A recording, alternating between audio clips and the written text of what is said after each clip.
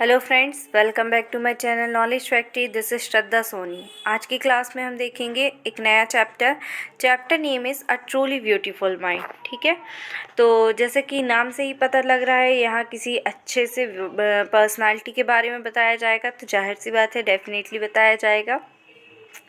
देखिए, तो before you read में दिया गया है, कभी आप लोगों ने ये वर्ड सुना हुआ है जीनियस? जीनियस होता क्या है?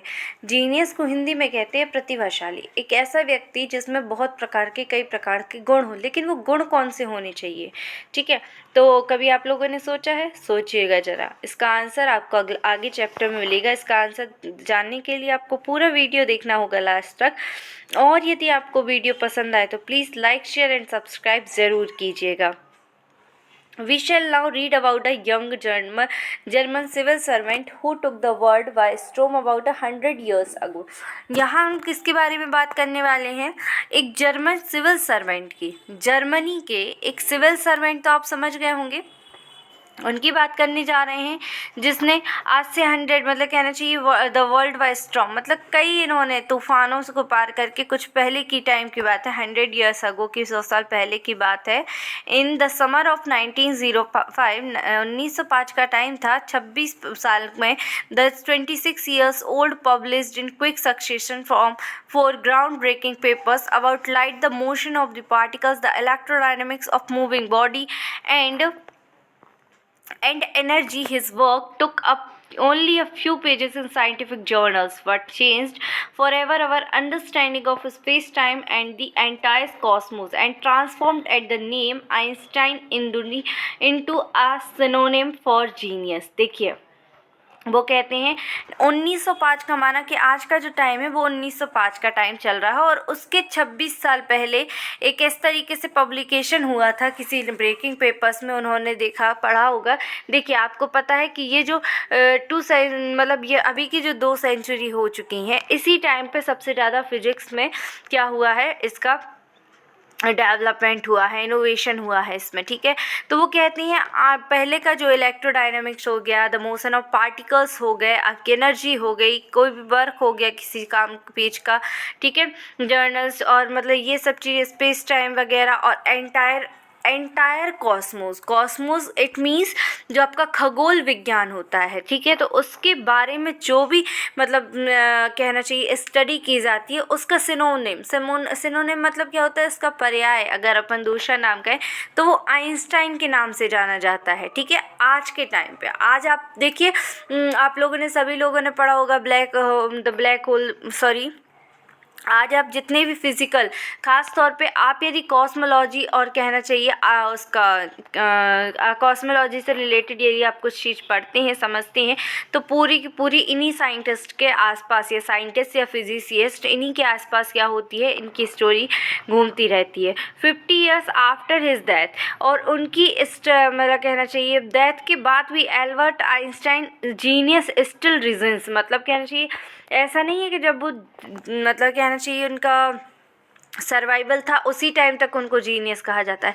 यहाँ तक कि आज और आप और हम भी ये देख सकते हैं कि किस तरीके से आइंस्टाइन जो है अपना क्या है वर्चस्व बनाए हुए हैं। ठीक है, तो यहाँ से ये स्टार्ट होता है चैप्टर हमारा।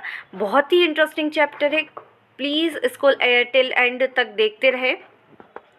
ठीक है, Albert Einstein was born on 14th March 1879 in the German city of Ulm, without any indication that he was destined for greatness. On the contrary, his mother, though Albert was a free, to her he had seemed too much lost. देखो क्या हुआ, ध्यान से सुनिएगा।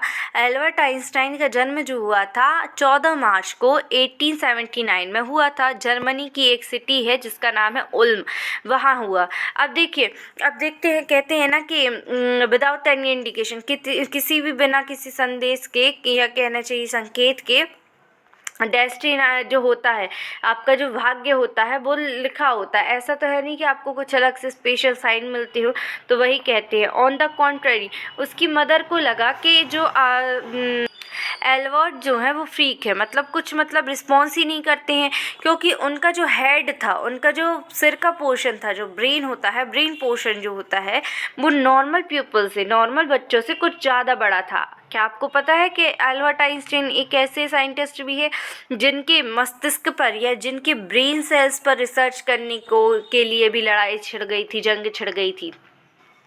अगर इसके लिए इस स्टोरी को जानना है तो प्लीज़ टिल एंड आप ये वीडियो पूरा कंप्लीट देखें। एट द एज ऑफ 2.5 मतलब 2.5 साल की उम्र में आइंस्टाइन स्टिल वॉजंट टॉकिंग। एक 2.5 साल का बच्चा, नॉर्मली बच्चे जो होते हैं 7 से 8 महीने के टाइम पे क्या होते हैं, बोलने लगते हैं, कुछ नहीं तो इस तरीके से तो आवाज़ देने ही लगते हैं। लेकिन ये जो थे आइंस्टाइन जो थे वो क्या थे, बिल्कुल बोलते नहीं थे। 2.5 साल हो गए थे, वो बोलते ही नहीं थे। When he finally did learn to speak, और जब उन्होंने कुछ बोलना सीखा, ही अटर्ड एवरीथिंग ट्वाइस। वो क्या हकलाते थे, जैसा वो होता है ना, जो हकलाने वाला पर्सन होता है वो एक चीज़ को क्या करता है, दोबारा दोबारा रिपीट करता है, तो वो कहते हैं वो दो बार क्या करता था, उसको रिपीट करता था। Einstein did not know what to do with other childrens and his playmates called him brother boring, so the youngest played by himself. क्या होता है, आइंस्टाइन को कोई नहीं जानता था, और वो कोई बच्चों को भी नहीं जानता था। ऐसा भी नहीं था कि वो किसी और बच्चों के साथ खेले, कुछ भी करे। तो जो उसके प्लेमेट्स वगैरह होते थे वो उसको बोलते थे बोरिंग ब्रदर, मतलब उसको पसंद नहीं करते थे, ठीक है, और ना ही उसके साथ खेलते थे, ज़्यादा उसके साथ नहीं खेलते थे। उसका छोटा भाई ही था, जो छोटा भाई जो था आइंस्टाइन का, वही उनके साथ थोड़ा बहुत टाइम स्पेंड कर लिया करता था। He specially loved mechanical toys, looking at his newborn sister Maja, he is said to have said fine but where are her wheels. अब देखिए, जो आइंस्टाइन थे उनके लिए मैकेनिकल टॉयज़ जो होती हैं, मैकेनिकल टॉयज़ मतलब समझ गए होंगे आप लोग। मैकेनिकल टॉयज़ मतलब होता है जैसे गाड़ी वगैरह जो आजकल बॉयज़ को पसंद होते हैं, वो सबसे ज़्यादा पसंद थे। और उनकी सिस्टर थी माजा, क्या नाम था उनकी सिस्टर का, माजा। तो उनको वो कहती हैं, मतलब जैसे वो कुछ भी व्हीकल्स वगैरह, कोई मशीन्स वगैरह निकालते थे तो उससे को वो क्या करने लगते थे, उसको खोलने पीटने लगते थे। A headmaster once told his father, what Einstein choose as a profession wouldn't matter because he will never make a success at anything. Einstein began learning to play the violin at the age of 6 because his mother wanted him to. He later became a gifted amateur violinist, maintaining this skill throughout his life. क्या हुआ, उसके जो father होते हैं, Einstein के जो father वो उसके प्रिंसिपल से मिलने जाते हैं, तो वहाँ मतलब हेडमास्टर से मिलने जाते हैं, तो हेडमास्टर उसके फादर से कहते हैं कि आप कितनी भी कोशिश कर लें, ये कुछ भी किसी भी चीज़ में सक्सेस नहीं पा सकता है। कौन, आइंस्टाइन। इसलिए आप इसके लिए कुछ और रास्ता देखें, क्योंकि ये तो अपनी लाइफ में कुछ कर ही नहीं सकता है। इसलिए उसकी माँ ने सोचा कि क्या करूँ, तो उसके लिए उन्होंने वायलिन क्लास में उनको क्या कर दिया, एडमिट कर दिया। और उस टाइम जब ये वायलिन क्लास गए हुए थे, उस टाइम ये 6 क्लास की थी। उनकी माँ को लगा पढ़ाई लिखाई में तो उसका फ्यूचर बन नहीं से रहा, तो जाहिर सी बात है ये एक वायलिनिस्ट ही बन जाए, जिससे वो अपनी लाइफ में कुछ ना कुछ स्किल तो मेनटेन कर सके। बट एल्बर्ट आइंस्टाइन जो होते हैं वो क्या कहते हैं, was not a bad pupil.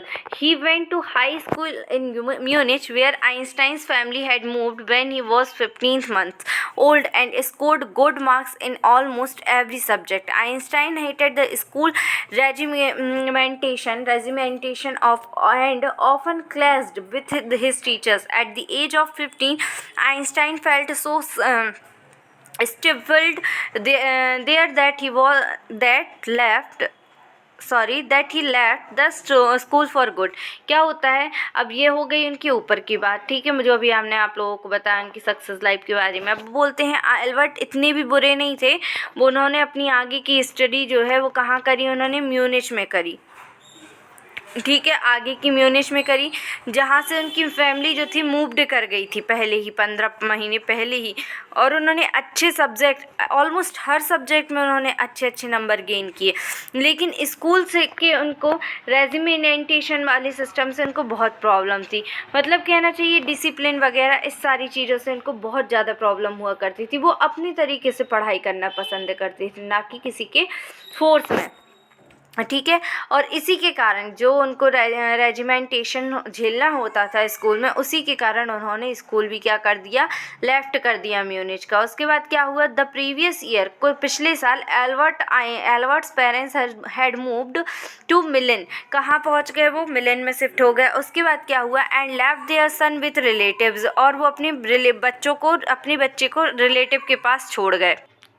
After prolonged discussion, Einstein got his wish to continue his education in German-speaking Switzerland, in a city which was more liberal than Munich. फिर उसके बाद उन्होंने बहुत डिस्कशन के बाद क्या किया, आइंस्टाइन ने अपनी इच्छा जाहिर करी कि वो जर्मन स्पीकिंग स्विट्ज़रलैंड में अपनी एजुकेशन जो है आगे की कंप्लीट करेंगे, क्योंकि वो एक अच्छी लिबरल सिटी थी म्यूनिच की। इस वजह से Einstein was highly gifted in mathematics and interested in physics, and after finishing school he decided to study at a university in Zurich. But science wasn't the only thing that appealed to dashing young men with the walrus mustache. अब आप देख सकते हैं ये picture दिखाई देती है, ये आइंस्टाइन की वो पिक्चर है जब ये 21 एज के थे इन 1900, और ये 1955 की है जब ये अपनी ओल्ड एज में आ चुके थे। अब वो कहते हैं कि आइंस्टाइन जो थे क्या थे, बहुत ज़्यादा गॉड गिफ्टेड थे, क्योंकि वो मैथ्स बहुत पसंद करते थे, और उनका इंटरेस्ट सबसे ज़्यादा किस सब्जेक्ट में था, फिजिक्स में था। और फिर उसके बाद देखिए, अब तीन स्टोरी, ये 3 जगह ये हो गया, उल्म में ये पैदा हुए, वहाँ ये उल्म में रहे, उसके बाद ये कहाँ गए, मिलन से में आ गए, मिलन के बाद ये कहाँ पहुँची, ज्यूरिच में पहुँचे। ठीक है, पहले ये स्विट्ज़रलैंड में पढ़े, म्यूनिच में, फिर उसके बाद ये ज्यूरिच यूनिवर्सिटी में आए, जहाँ इन्होंने पढ़ाने का डिसाइड किया। और आप इनका डैशिंग यंग मैन से इनको वॉलरस मस्टैक तक की आप एज में देख चुके हैं कि किस तरीके से ये थे। He also felt a special interest in a fellow student Mileva Maric. अब ध्यान से सुनिएगा, मेलिवा मैरिक थी कौन, ठीक है। तो देखिए, इनका जो था, इनकी फेलो स्टूडेंट थी, इनकी साथी स्टूडेंट थी, जिसका नाम था मेलिवा मैरिक, जिसको ये उनमें इनका बहुत इंटरेस्ट था। अदरवाइज़ इनके अभी तक इतने सारे क्लासमेट्स वगैरह, बैचमेट्स वगैरह रह चुके थे, ये किसी में इतना इंटरेस्ट नहीं दिखाते थे। अब मेलिवा मैरिक में इनका इंटरेस्ट क्यों था, क्योंकि वो भी एक इन्हीं की तरह क्लेवर क्रिएचर थी, ठीक है, क्योंकि अभी तक उन्होंने ऐसा अपने जैसा बंदा नहीं देखा था। दिस यंग शव had come to Switzerland because the university is Zurich was one of the most few in Europe where women could get degrees. Zurich में वो इसलिए मेलिवा मैरिक आई थी क्योंकि वो मतलब इनमें से, मतलब और सारी यूनिवर्सिटी में से केवल एक ही ऐसी यूनिवर्सिटी थी जहाँ पे लड़कियाँ डिग्री पा सकती थी। क्योंकि देखिए, सभी को पता है, चाहे इंडिया हो, चाहे अदर वेस्टर्न कंट्रीज़ हो, ईस्टर्न कंट्रीज़ हो, नदर्न कंट्रीज़ हो या सदर्न कंट्रीज़ हो, सभी जगह वुमेन के एक ही हाल थे, ठीक है। तो इसी तरीके से इनका हुआ। अब देखिए, इसके बाद देखिए क्या हुआ, मेलिवा जो थी, उसके बाद ये उन्होंने डिग्री ली। Einstein saw in her an ally against the philistines, ठीक है, those people in his family and at the university with whom he was constantly at odds, the couple fell in love.